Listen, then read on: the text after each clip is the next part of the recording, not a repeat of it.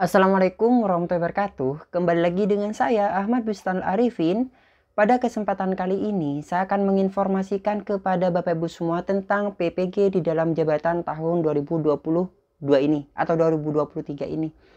Nah, informasi kali ini yang akan saya sampaikan adalah membahas tentang pertanyaan yang masuk pada akun WA saya Bapak Ibu, di mana yang bersangkutan menanyakan perihal bahwasanya dia tidak terpanggil PPG. Seperti apa pertanyaannya dan seperti apa jawabannya dan bagaimana mengatasinya, kita langsung bahas nantinya. Sebelum kita bahas informasi tersebut, alangkah baiknya Bapak Ibu bisa like, comment, share, dan subscribe channel saya.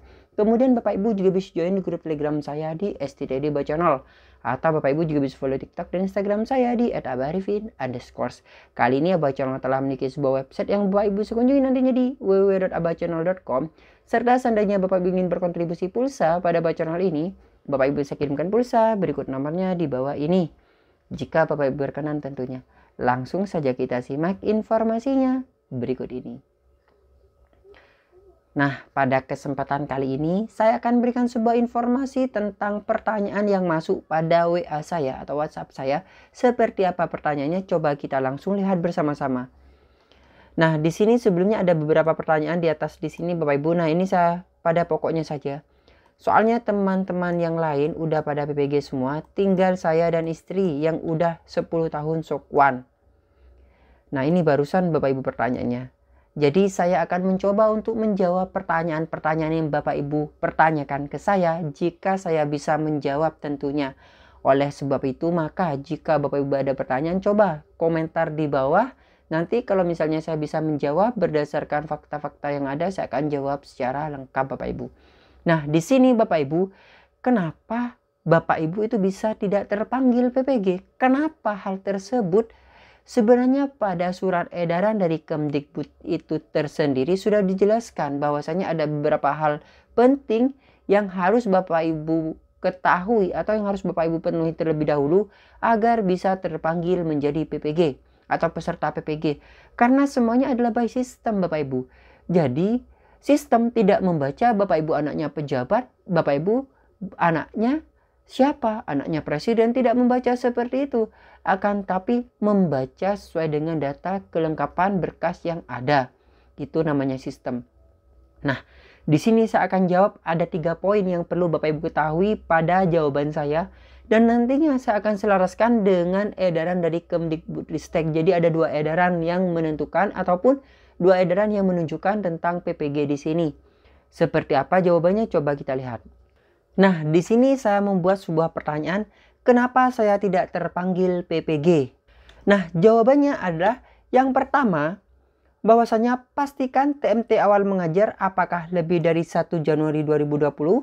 Jika ya, maka tidak memenuhi syarat dalam TMT mengajar. Nah, karena kan 2 tahun terakhir nih. Jadi kalau misalnya Bapak Ibu sudah lebih dari Januari 2020, otomatis Bapak Ibu ya tidak memenuhi. Misalnya Bapak Ibu TMT-nya 5 April 2021. Nah, itu sudah tidak memenuhi, otomatis memang benar saja Bapak Ibu tidak terpanggil PPG di dalam jabatan tahun 2023 ini. Jadi dari hal ini mungkin sudah mengerti dari pertanyaan saya yang pertama atau jawaban saya yang pertama. Jawaban yang kedua, kenapa Bapak Ibu tidak terpanggil PPG adalah di sini pastikan status gurunya yaitu CPNS, PNS, P3K, GTY maksud saya, Honda, honor sekolah negeri. Nah, seperti ini. Jadi, status Bapak Ibu di Dapodik, saya membaca di Dapodik. Status Bapak Ibu di Dapodik pastikan yaitu CPNS atau PNS atau P3K atau GTY atau Honda, honor daerah, yaitu tingkat 1 atau tingkat 2.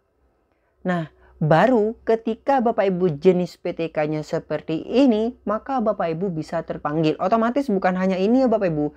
Pastikan nantinya beberapa syarat harus terpenuhi semua. Seperti itu. Misalnya salah satu tidak terpenuhi ya tidak akan bisa. Misalnya statusnya sudah Honda, akan tapi Bapak Ibu TMT-nya tidak memenuhi syarat. Ya tidak bisa Bapak Ibu.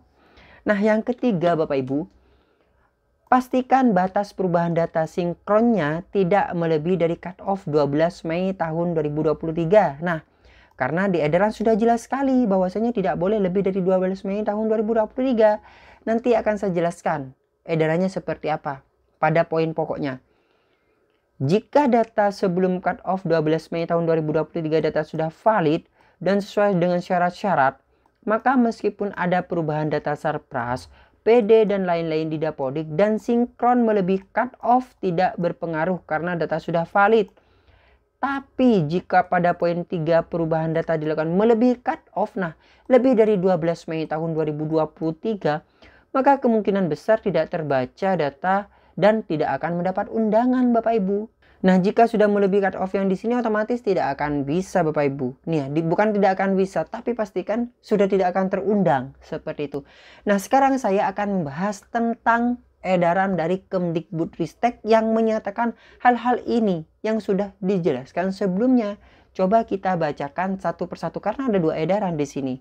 Nah, edaran pertama itu yaitu tentang pemutakhiran data bagi guru calon peserta pendidikan profesi guru dalam jabatan tahun 2023.